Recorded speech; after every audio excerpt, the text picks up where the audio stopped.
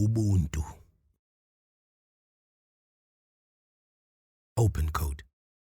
Remember that it is not he who reviles you or strikes you who insults you, but it is your opinion about these things as being insulting. When then a man irritates you, you must know that it is your own opinion which has irritated you.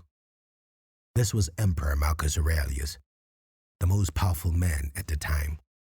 He could have swiftly ordered death to anyone who insulted or reviled him, but he wrote notes to him to not let actions or opinions of others torment him.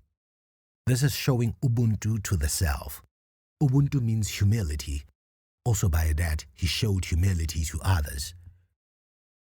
Ubuntu means good and essential human virtues. It is compassion and humanity. As with Stoicism, Ubuntu is also carried through codes. In Africa, we use quoted proverbs. The dictionary defines proverbs as short and pithy sayings that contain advice in them. They sound rhythmic and are often metaphoric, but with wise counsel. Proverbs are an integral part of African culture.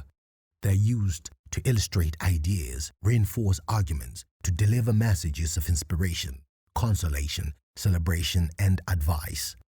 The great Nigerian author Chinua Achebe once defined proverbs as the palm oil with which words are eaten. And this is what the African culture does.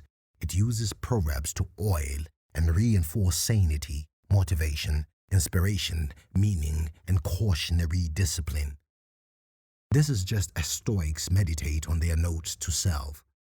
I guess philosophy is a code to refresh meaning and sanity into our lives. A code in the literal sense.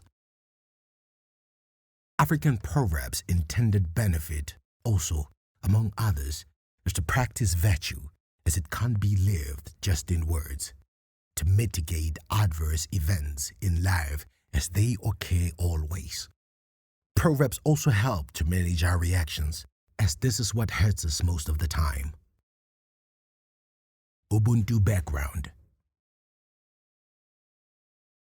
Ubuntu is a derived meaning of humanity's humility among the Nguni and Bantu tribes and their languages.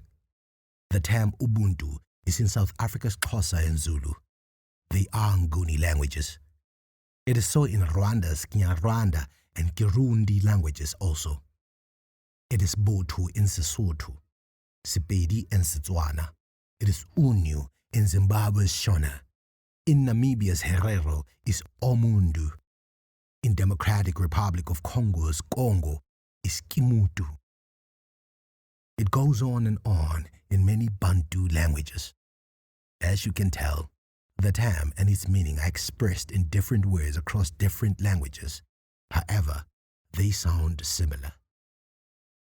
Therefore, it is evolved, and some of the languages and tribes have a different wording of the meaning, though related. The meaning and its different but similar words runs from Central and West Africa down to Southern Africa. The languages also have many similarities. The spread of similarity in the languages is hypothesized as the Bantu Expansion. The chief evidence of this expansion is linguistics. It is said a Proto-Bantu speaking group started migration from West Central Africa towards Sub-Saharan Africa about 5,000 years ago. That was 3000 BC. Along the way, they displaced or absorbed pre-existing hunter-gatherer and pastoralist groups, and therefore the languages evolved or adapted for those conditions and environment and with those groups. This is contested to an extent. However, the pattern of words sounding the same means some sort of evolution. Philosophy in Africa or anywhere else in the world has been through oral literature largely. Earliest evidence of writing dates back to 3400 BC in ancient Sumer. I believe the meaning of Ubuntu and its symbolism goes way before languages or even Stoicism. It is the foundation of humanity having evolved and evolving for the better. It will carry on beyond today even. Humanity is global after all. All pockets of the world evolved it. African proverbs carry it. Ubuntu symbolizes humanity, togetherness, virtue, kindness, and other goodnesses. It means I am because we are.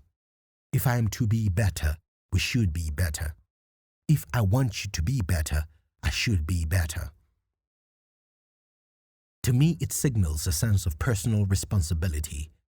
The community benefits from the virtues of responsible individuals.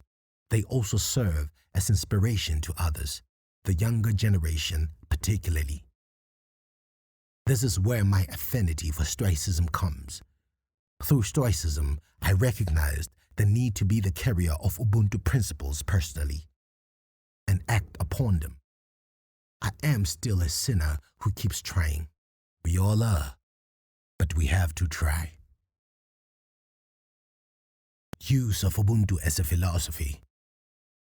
Ubuntu was popularized as a worldview or philosophy in the 1950s, notably through the writings of the South African writer Jordan Kush Ngubane, published in Drum magazine. It started to be branded as a specific kind of African humanism both in South Africa and Zimbabwe. The first sole publication to encapsulate Ubuntu as a political ideology for renewed humanity was in the book Humanism or Ubuntuism, a Zimbabwe indigenous political philosophy by Zimbabwean historiographer Stanley J.W.T. Samkange in 1980. It represented a political ideology for the then new Zimbabwean, which just attained independence from the United Kingdom.